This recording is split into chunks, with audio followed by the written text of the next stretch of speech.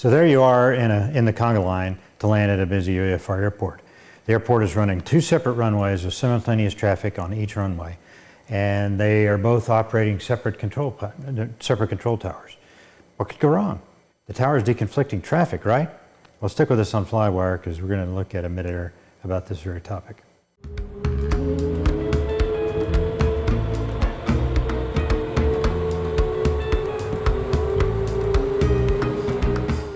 Hi, I'm Scott Perdue, and today on Flywire, we're going to unpack the mid-air collision that happened at Centennial Airport in Denver, Colorado, between a Cirrus SR-22 and a Swearingen Metroliner in early May of 2021, just last month.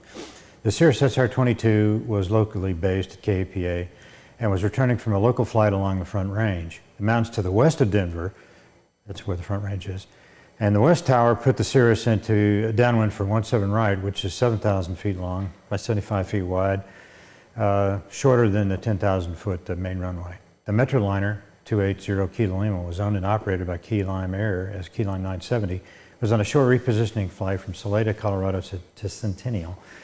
And coming in from the west, 970 was vectored for a straight into 17 left. And they were working with the East Tower controller. Apparently, Centennial Airport runs simultaneous VFR operations on 17 right and left using dedicated tower controllers as a common practice over busy periods. 17 right has no instrument approaches in a VFR-only runway. And the primary reason for this is the separation between 17 right and left. It looks to be about 700 feet. That separation is well under the parallel precision PRM requirement of at least 3,000 feet separation between the runways. It is also under the 750 feet separation required for simultaneous offset instrument approaches. With runways that close together, you must keep traffic separated using VFR rules for see and avoid.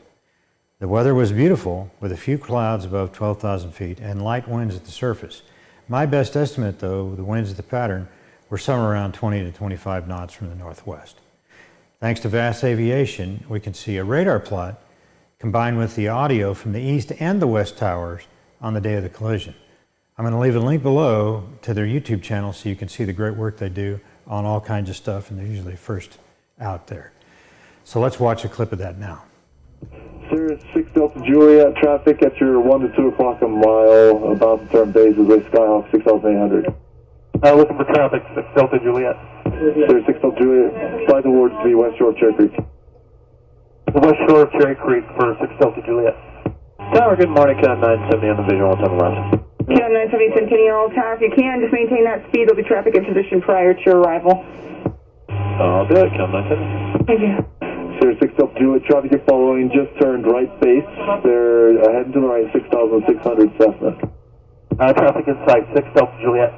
Cirrus 6 Delta Juliet, follow them, runway 17 right, cleared to land. Additional traffic north shore is the Metroliner for the parallel.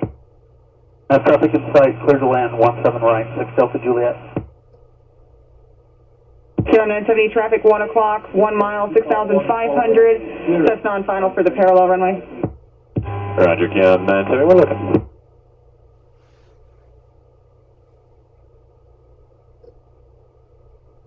LYM970, runway 17 left, clear to land, wind foam. Clear to land, 17 left, LYM970.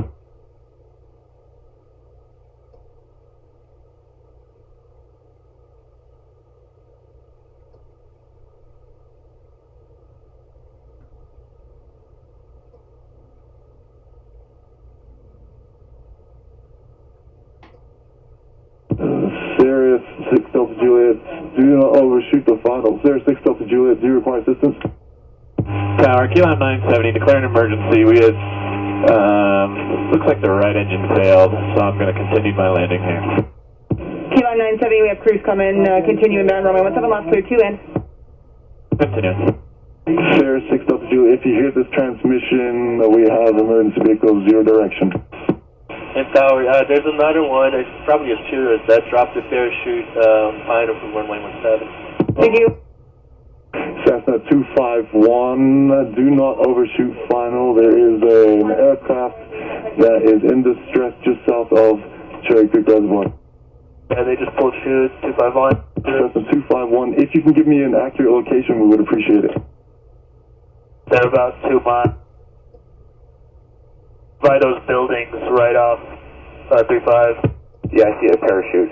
Yeah, the parachute is just south of the reservoir. It's in the airport vicinity, just south of the reservoir, correct? About a mile from the reservoir. Tower 3, Sierra Papa. There's a Hawk. We're right between the parallels. Centennial aircraft, use caution for a Hawk reported between the parallels. Tower, that was a definite midair on short final. It's 40 spots. Well, that's the setup. Two airplanes coming from totally different directions, converging on the same bit of airspace at the same time. Well, let's dissect that action. This is an overview of the converging tracks. LYM970 made the transit from A and K, Salida, in the mid-teens, and then descended for vectors to final on 17 left, and you can see where their paths crossed.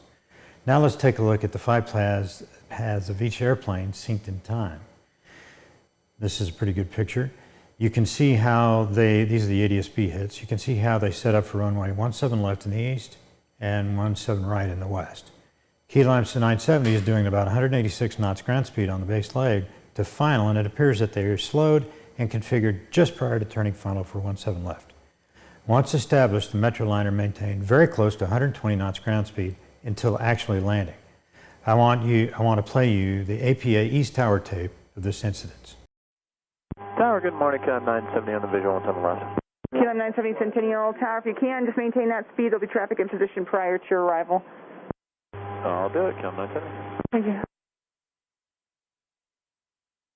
Switch at 540 Centennial Tower, 17 left, line up and wait, be ready to go. Traffic Metroliner, 4 mile final. Line up and wait, 17 left, exit you at 540. Cup 49 Whiskey, runway 10, clear for the option, wind calm. Wait for the option 10, Cup 49 Whiskey. Medic 3 Delta Papa, left Alpha 11, ground point 8, good day. Alpha 11, 3 Delta Papa. LYM970 traffic, 1 o'clock, 1 mile, 6,500. Cessna on final for the parallel runway. Roger, LYM970, we're looking. Switch at 540, fly runway heading, runway 17 left, clear for takeoff, wind calm. Runway heading clear for takeoff, exit you at 540. LYM970, runway 17 left, clear to land, wind calm. Clear to land, 17 left, LYM970.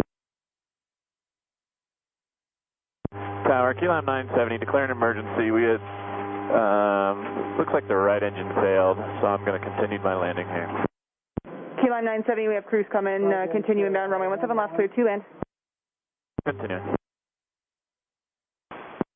And Tower, there's another one. It's probably a Cirrus that dropped the parachute on final for runway 17. Thank you.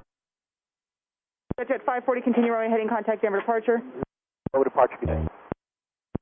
Cub 49 Whiskey, runway 10, clear to land. Clear, was that for the option or clear to land 10? Cub 49 Whiskey, clear to land. Clear to land 10, Cup 49 Whiskey. Centennial Tower, Trident 11 is flight, just holding short of runway 17 left, and Alpha 5. Roger, there's an emergency in progress. Tower, that was a definite midair on short final. It's 40 spots. Note that the East Tower controller did not alert LYM970 of the Cirrus traffic, only the Cessna traffic from 17 right, which was ahead and to the right. Also note that about 26 seconds after being cleared to land, the pilot of the Metroliner declares an emergency and states he believes that he had a right engine failure and he will continue the landing.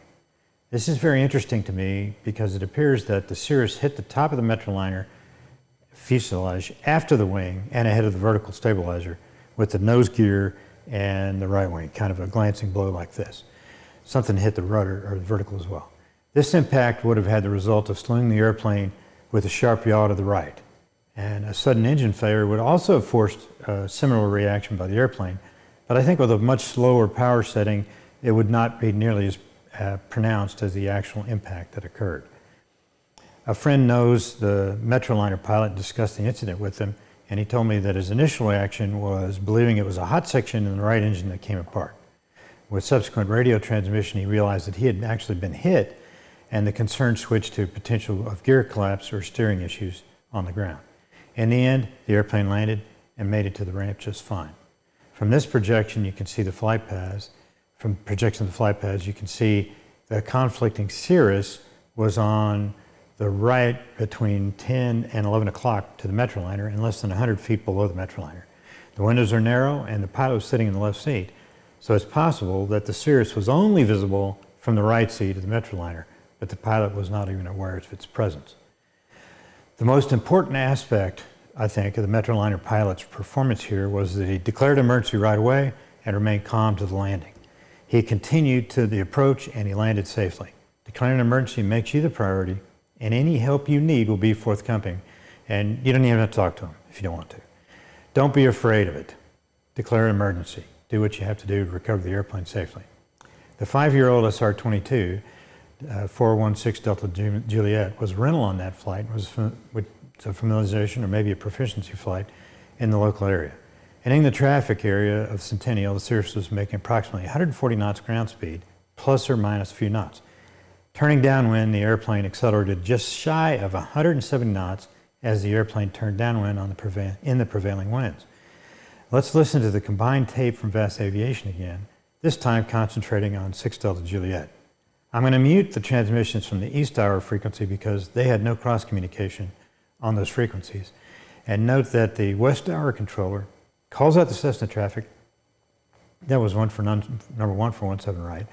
And from my perspective, the controller used slightly non-standard terminology here. He instructed 6 Delta Juliet to follow the Cessna traffic and cleared him to land. He did not say number 2 to land. And then the controller called out the Metroliner traffic to 6 Delta Juliet. 6 Delta Juliet then states he has the traffic in sight and acknowledges the clearance to land. This was at a time when both of the aircraft were head-to-head. Cirrus 6 Delta Juliet, traffic at your 1 to 2 o'clock a mile, about to turn bases with Skyhawk 6800. Looking for traffic, 6 Delta Juliet. Cirrus 6 Delta Juliet, fly towards the west shore of Cherry Creek. The west shore of Cherry Creek for 6 Delta Juliet.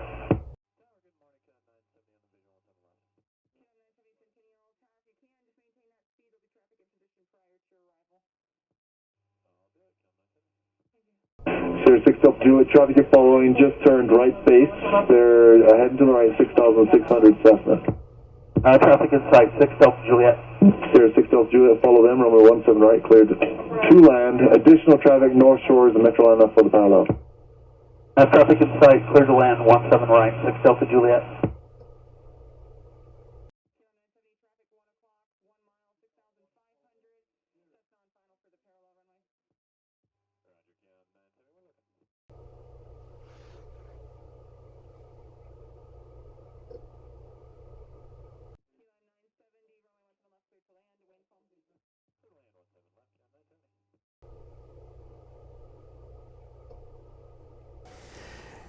Kind of significant.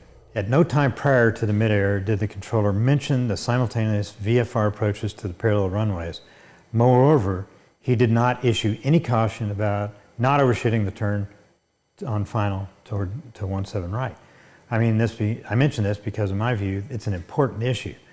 In the airline business, simultaneous close parallel approaches happen and there are strict rules to maintain separation. I've not seen any similar training in the GA world, and any time I've operated in an airport with using close parallel runways for VFR traffic, the controllers have always been forthright about separation on the radio. If you've ever been to Oshkosh, you've heard it. I did not hear any of that particular concern here. It appears that the West controller noticed the Cirrus overshooting the final and asked, "Did you overshoot the final? Do you require assistance?" Frankly, he was a bit late to the party with this response on the radio. The collision had already taken place. And for some unknown reason, he had diverted his attention during the critical phase of the turn where the Cessna was making a wide overshooting turn to final and then conflicting with the 17 left approach path.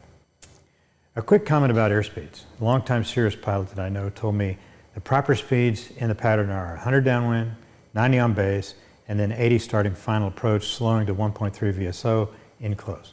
That would mean that the SR-22 is flying over 40 knots fast in the downwind with only a partial headwind, and then picked up an additional 25 knots or so on the base turn. The thing that confused me in this turn is that it had no relation to the extended center line of 17 right.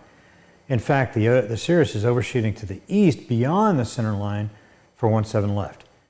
During the turn, the Metroliner would most likely have been blocked by the glare shield or the canopy brace on the left side of the Cirrus, and he was in a bank like this.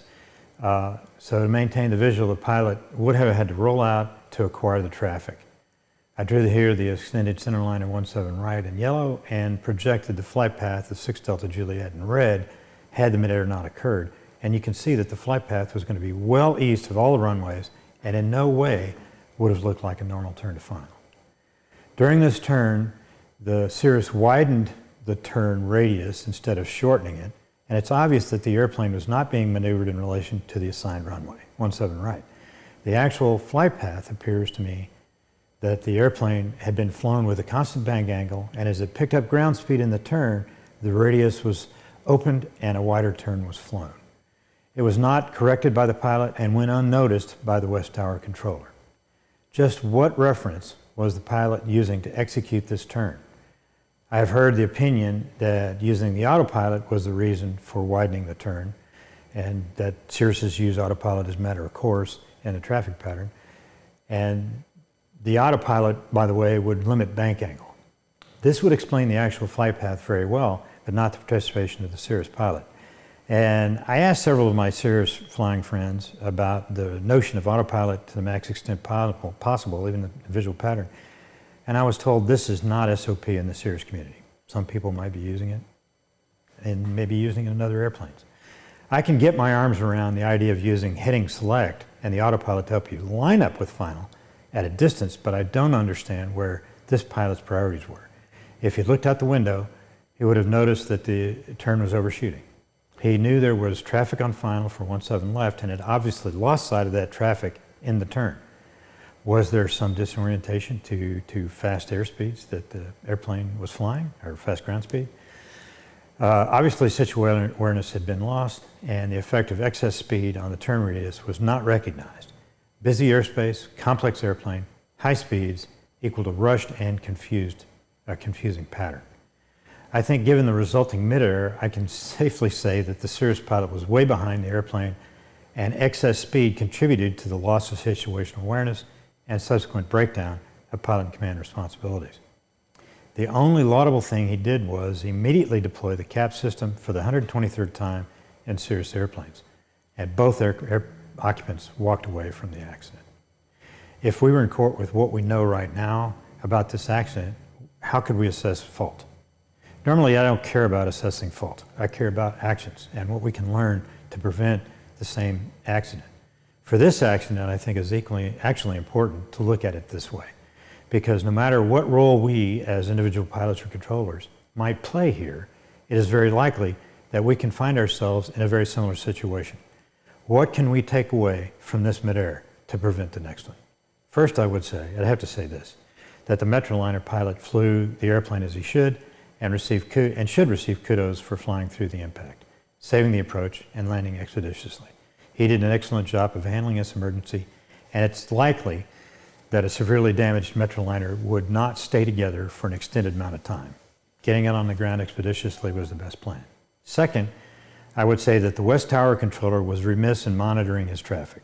Maybe no one told him trust but verify, but he should have made sure that the Cirrus pilot did not conflict with 17 left traffic, and presumably the west and east controllers were communicating with each other, and if they did, that's good. If they didn't, with only 700 feet separating their traffic from each other, then it is extraordinarily bad. I would go a step further and say that it is paramount that the participants in this drama, the controllers and the pilots, should be in on the dialogue. No secrets. The east controller never pointed out to the Metroliner that the Cirrus was a factor. Perhaps this is a bit of complacency that creeped into their operations, because for the most part, airplanes fly appropriate pattern speeds and look out the window for traffic and orientation with the landing runway, but not always. Finally, the West controller had lost SA as well, and instead of being directive to avoid a midair, he asked if he could provide assistance after the impact. It is obvious to me that operating in an airport with two runways very close together and doing simultaneous VFR approaches to parallel runways runs airplanes much closer than they do normally, and pilot knowledge or training would be a good idea. Controller as well. Prior knowledge would be a good idea. Everybody's on the same page. Standard procedures are how we stay out of trouble. Don't make it up as you go along. It's usually not going to go right. Of course, the 900-pound gorilla in the room right now on this accident is, of course, the Cirrus pilot. I'm sorry to say, but he was flying too fast, not noticing the increase in ground speed when he flew into a tailwind, and making a standard rate turn, all these turned out to be critical links in the accident chain. Not referencing the runway assigned and maneuvering accordingly, not looking outside the airplane for the highest threat aircraft. If he was maneuvering on autopilot, he failed to recognize he was not up to the required situation, that's a mistake. That's on the pilot. If he did recognize that it was a bad situation and failed to do the avoid part of see and avoid, that was a compounding error as well. Only time will tell. So what should have happened here? Well, the Cirrus pilot should have maintained sight. It was his responsibility. And he should have maneuvered the airplane to stay within his airspace and not fly into the airspace of 17 left. If he could not control the overshoot, he should have rolled out and climbed above the last known position of the conflicting traffic, then announced on the radio what he had done and why. This accident should not have happened. All the players are lucky that no one died in this midair. They all dodged a bullet this day. Another big takeaway for me is to clear your own flight path. Trust your life. Well, don't trust your life to anyone else. One thing I can say about being a fighter pilot is that you fundamentally understand that everyone else in the sky, and frankly some people on the ground, are trying to kill you. And only you can be sure that it doesn't happen. I hope you liked the video. I'm actually glad to do an accident review where everyone lived. There's some really good lessons learned here. If you liked it, hit like and subscribe. It looks a bit like this here. And I would like to thank my Patreon supporters here for, without them making these videos, it'd be much harder. I'll leave a link below if you're interested in supporting me on Patreon, supporting the channel. Thanks. I appreciate that. Thanks for watching, and I'll see you next time on Flywire.